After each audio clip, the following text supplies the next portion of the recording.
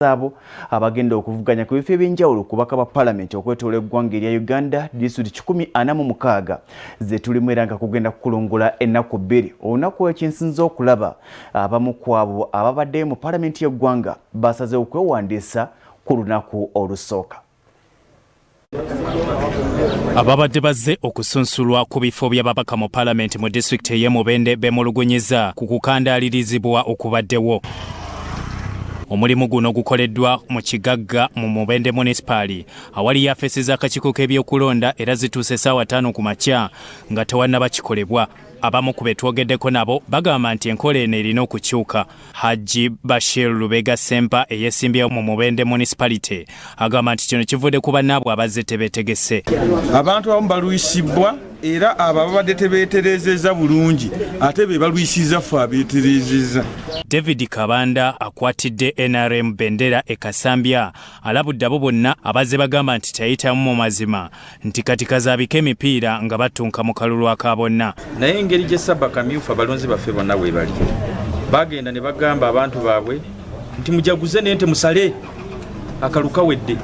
Kasambya alina amagombolola 8 toyinza kuwangula town council emu n'ogamba abantu bajaguze. Bigenda okutuuka eno e Mubende tugenda okugatta obululu nga babutunulamu bwe bati nga balaba obwabwe tebuwera.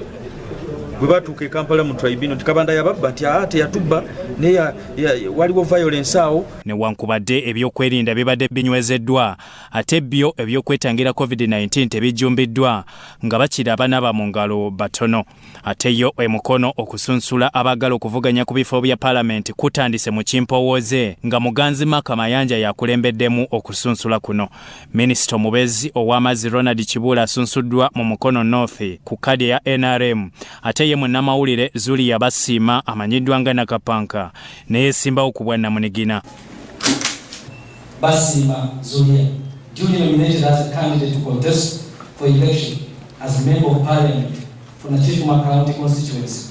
Nno kange nfunye ka radio nabwe kityo nno ngenze okubbinkana n'abasajja nze sigenda vuganya n'abakyala. Engineer Robert Kafero Sekitoleko owa NRM asunsuddwa mu ssaza ly'e Nakifuma n'omubaka omukyala owa district Margaret Nalugo. Mu kwogerako ne Minisita Kibuule asimye enkola eya sayansi gy'agambye nti etutta obudde butono. Ate era nkubiriza tugoberera amateeka okwewala okutambuza ekirwadde kiyinza okutuviirako n'okufiirwa batuwagira. Abalala okuli Engineer Kafero, Zulika Basiima ne Nalugo bategeezeza bibagenda okussaako ennyessira okuli amasomero, amazzi amayonjo n'ebyemikono. Ngenda baweereza nze sizze kubafuga abasajja tubalabyeko naye ye ssaawa tulonde Basiima Zuli. Mbadde mpulira mu bantu nga baga nti ebiteeso bye batuteeseza ffe tetubituma. Tetulaba ku babaka baffe tebakomawo kati nze ndi mubaka agenda okudda lwaki nze nafumbirwa Nakifuma. Ekigambo okubalambula ng'omubaka mugenda kifuna bulungi. Ekizibu ekirala kyendabawo kya mirimu mu bavubuka. Dwako mu Nakifuma akabanga kemmaze nga ndi mu ntebe eno birabikako. Ensonga y'amasannyalaze mulaba amasannyalaze bwe gatambula. Bya Ssebaduka Emmanuel ne Eric Yiga, Sorot TV Omunyo.